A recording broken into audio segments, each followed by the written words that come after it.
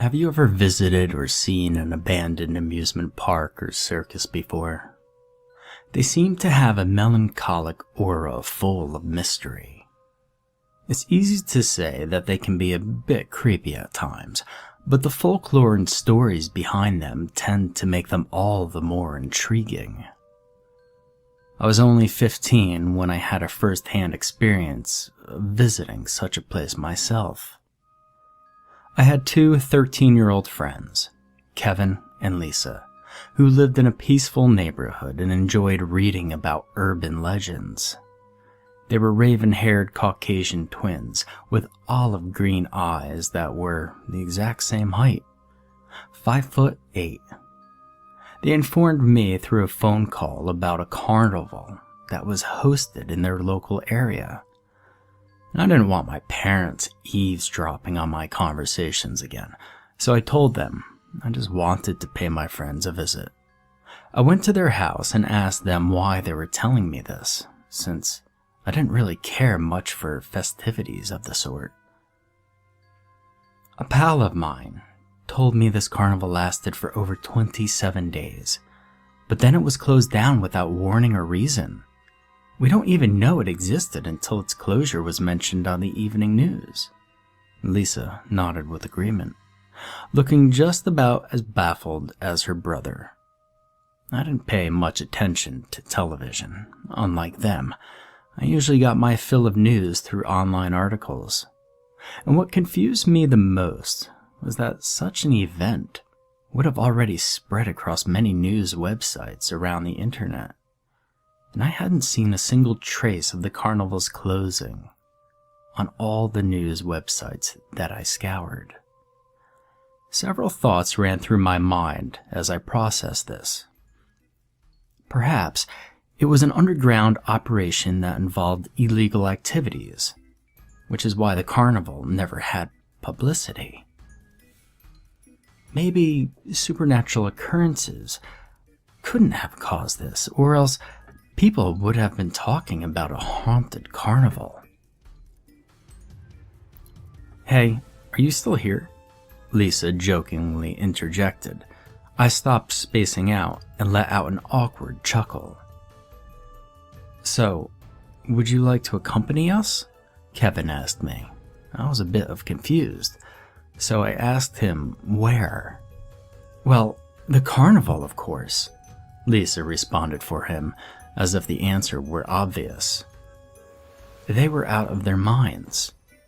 Abandoned locations never really did faze Kevin and Lisa, despite the fact that they can be dangerous.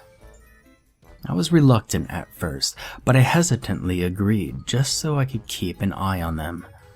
They told their parents to tell my parents that I was going to have a sleepover with them, and my parents approved.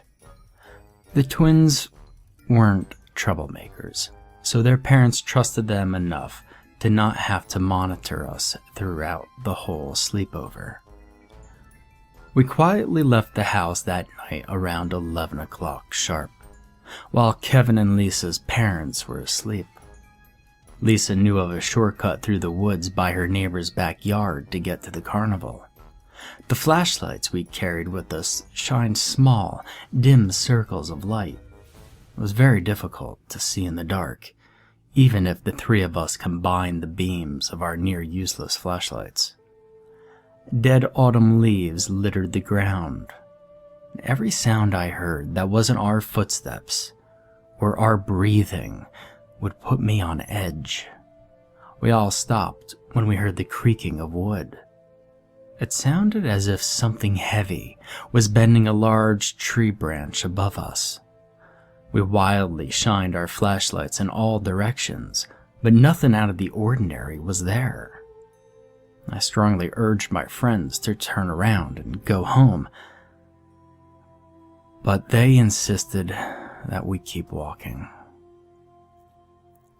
After about 10 more minutes of continuous walking, we reached a large chain-link fence that surrounded a parking lot as big as half of a football field.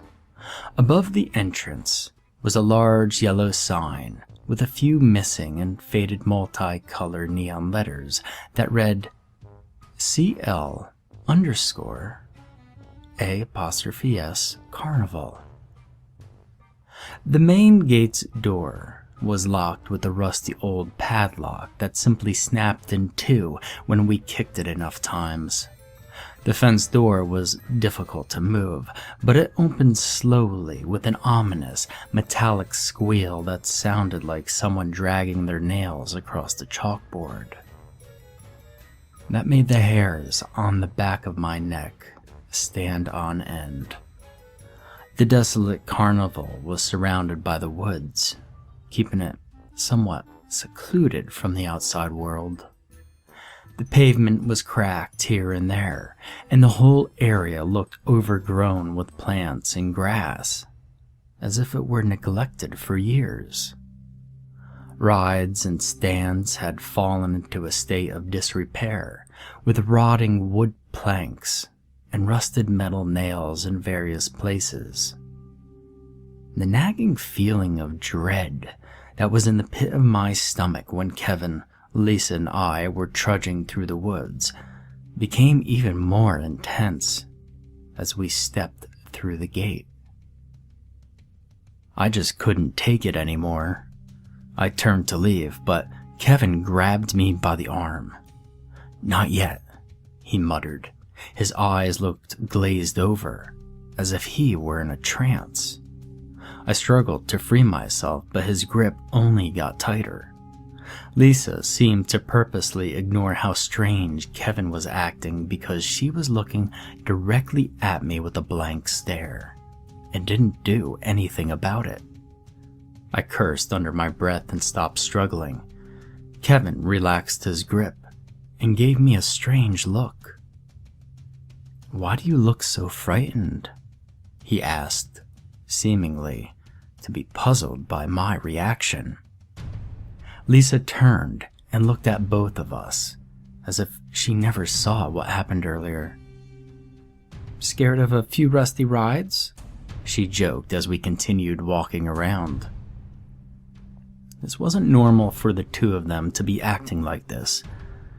They're treating this as if it's another casual walk in the park, when danger could be lurking in the shadows. There could be hostile homeless people who hide here, or maybe even a bear. I wasn't exactly thinking straight myself. I just wanted to get the hell out of there. Carnivals had always kind of rubbed me the wrong way, and deserted ones just make things worse for my sanity. And "Look, a coin toss stand!" Kevin exclaimed excitedly, pointing at a worn-down wooden stand. Behind the beige counters were several bottles, some on the floor and some still upright. I just shrugged, since there were so many other stands like that around there. "What's so special about that?" Lisa asked Kevin as he ran over to examine it. And Kevin didn't respond to Lisa, as if he were in his own little world.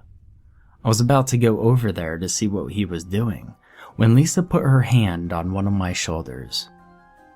"Not yet," she muttered. I was about to ask her why, when we were interrupted by the loud music of a carousel that was only a few yards behind us. Lisa and I turned to see that the nearly rusted ride was slowly spinning and fully functioning, save for a few dead light bulbs. When we looked back at the stand that Kevin was at, he was curled up on the ground next to the counter in a fetal position. He was completely expressionless and didn't utter a single sound, as if he were in a trance. "Kevin?" Lisa's voice quivered as she slowly walked up to her brother.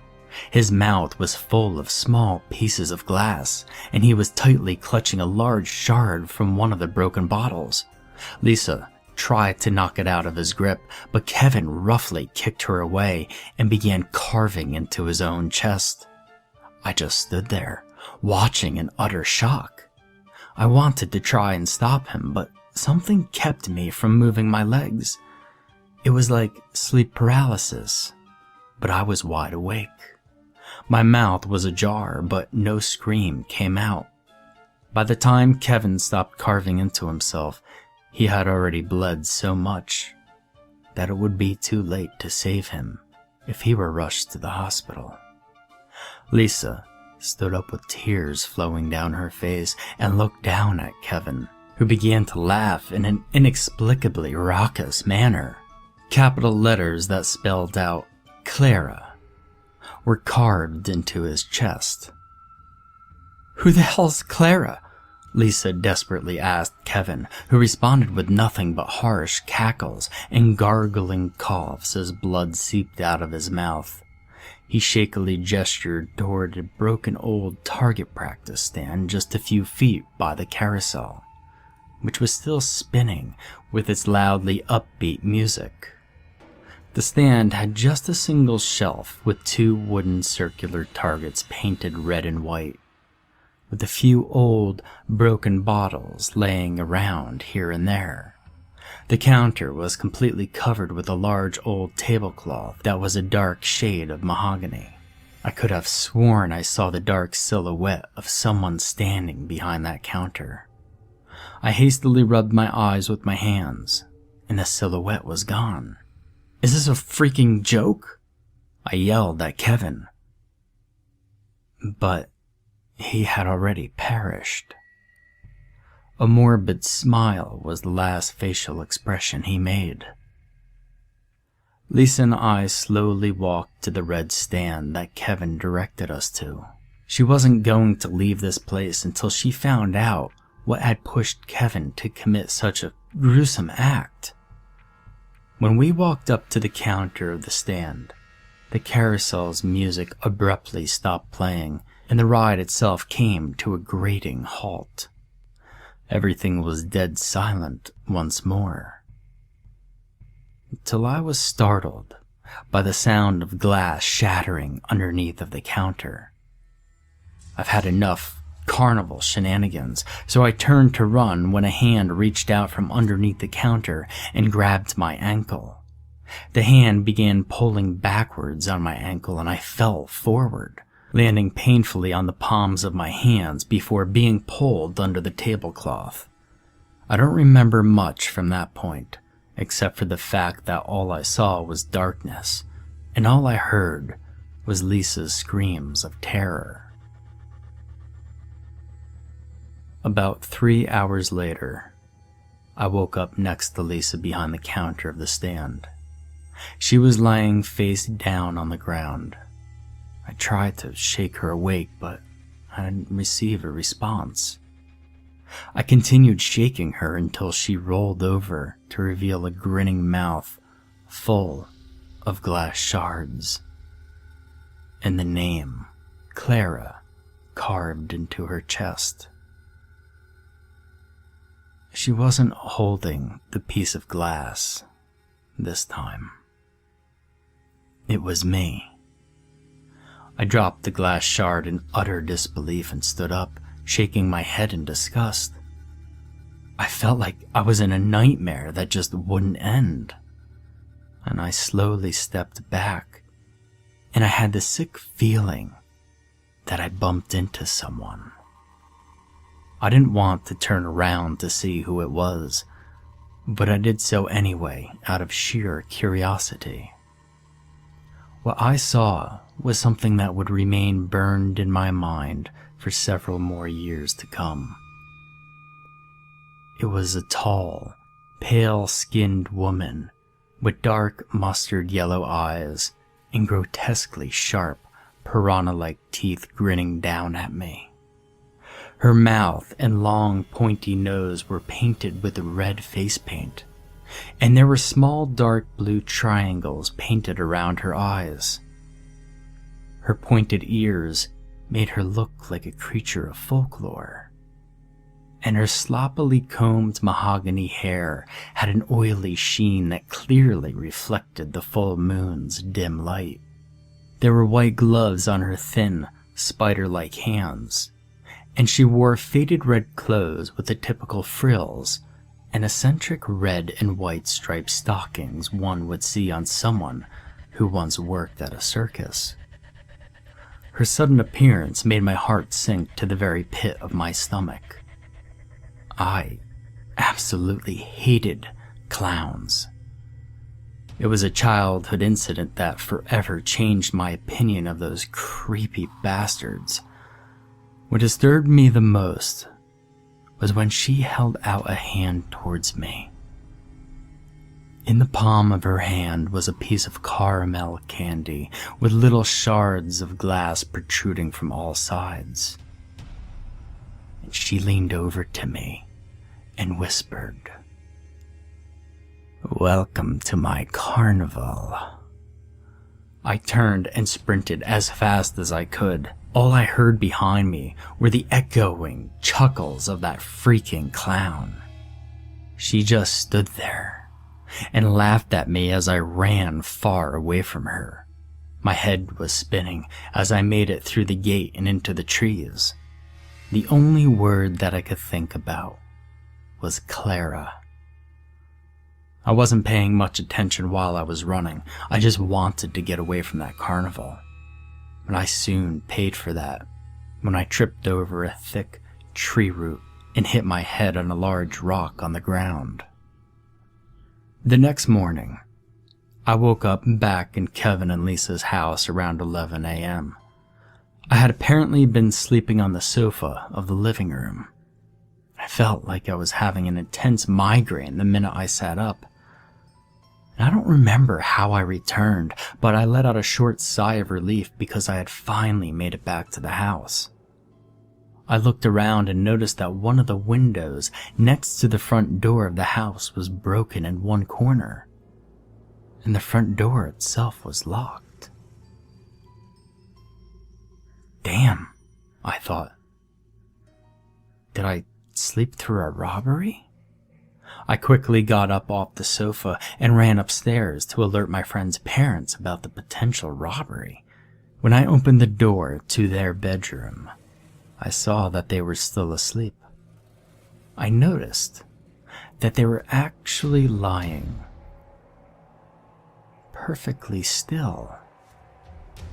It was as if they weren't breathing. I pulled off the covers, and a small gasp escaped my mouth.